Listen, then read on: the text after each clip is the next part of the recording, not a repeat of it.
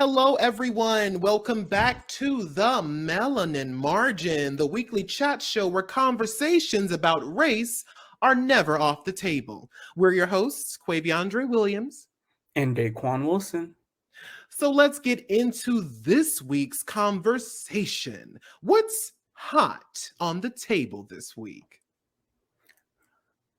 So, award-winning actress Tashina Arnold faced backlash on Twitter after tweeting out, quote, "Honest question. What can we as Black women in America do to stop aiding in the emasculation of Black men in America?" End quote.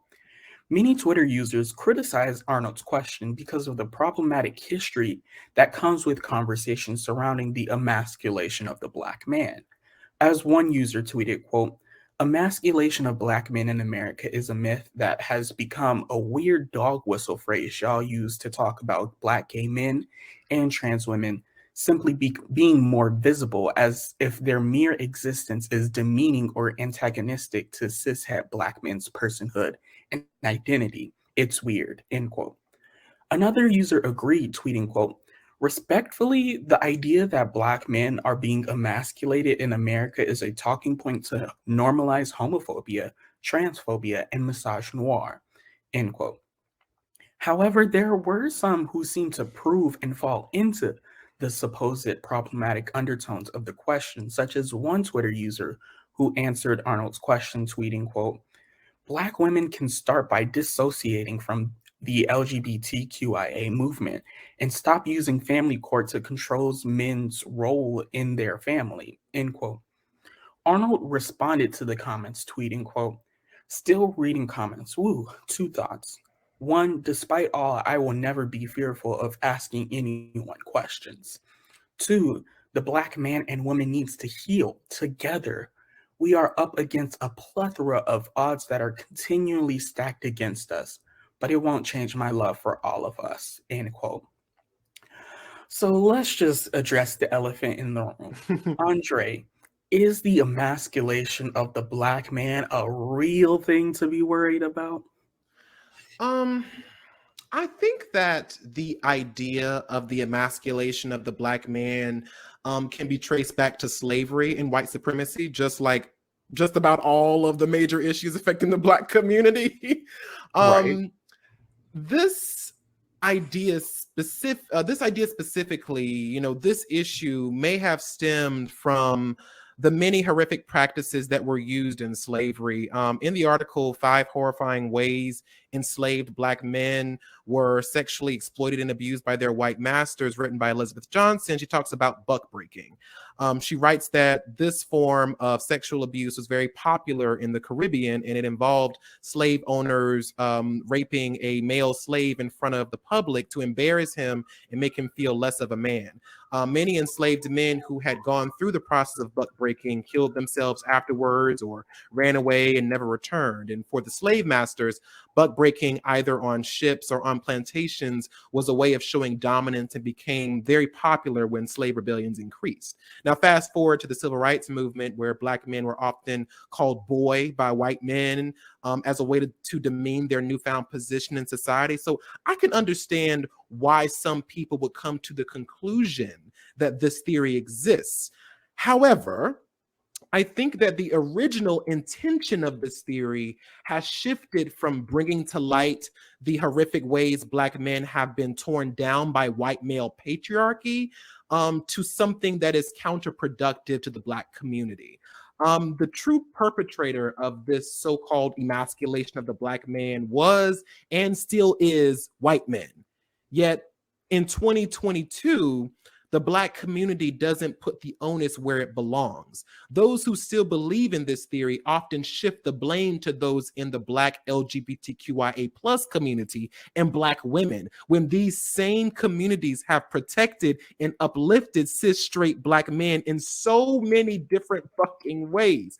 So to answer the question that you asked, Daquon, no, the emasculation of the Black man isn't something to be worried about, because in order to have any resolution to this so-called problem, the the Black community would have to break down the misogynoir, homophobia, and toxic masculinity present within the community first, and then take a hard look at how white male patriarchy both damages cis straight Black men as well as benefits them.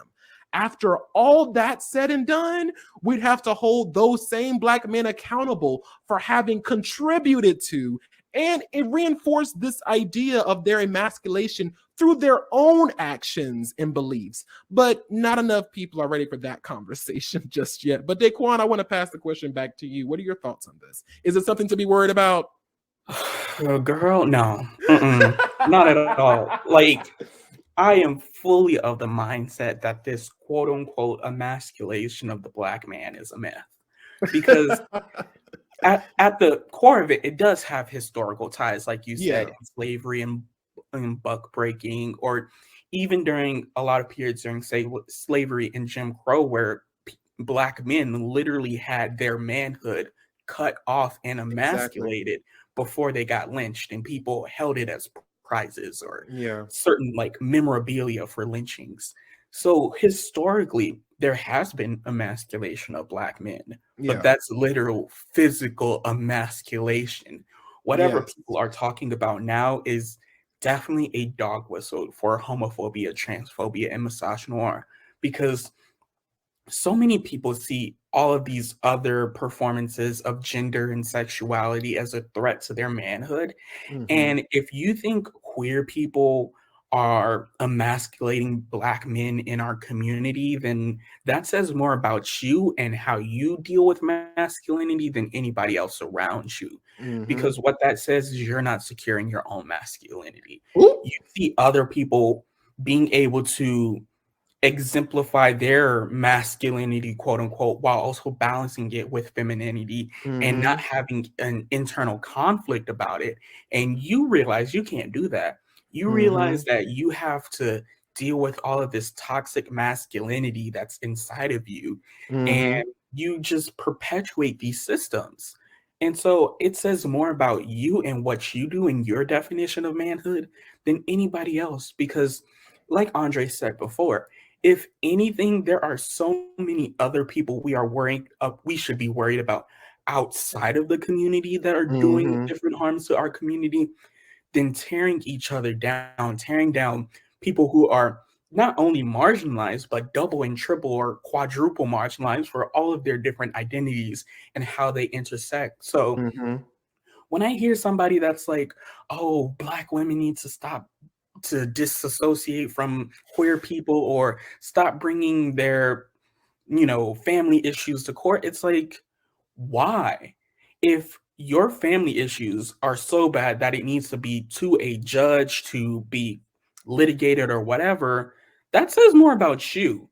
Because it's like, why did you let it get to that place in the first place? Why aren't you showing up for your family? Why aren't you being the quote unquote man of the house that you want to be, and not just being some lackluster, I'm gonna do what I want, I'm gonna go out and do whatever I want, do whoever I want, not care about my children and my family, and just go out and do all of these things, but still expect for women to deal with all of that. And it comes to this larger conversation about just men being unlikable. Like, for so much of our history, women have been forced to like men. Like, literally, they couldn't own a bank account if they weren't with a man. They couldn't get a job if they weren't with a man.